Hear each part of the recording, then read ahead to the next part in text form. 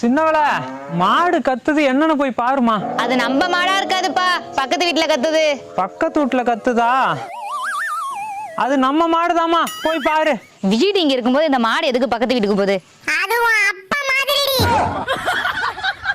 அப்பா, நீ எப்படி அம்மாவை கல்யாணம் பண்ண?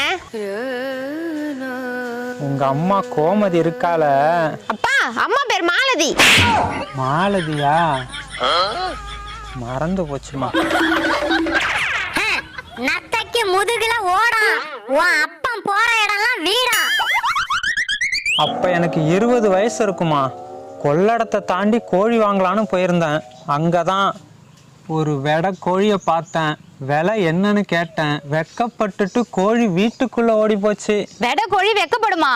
அந்த வெடக்கோழி உங்க அம்மா தாண்டி.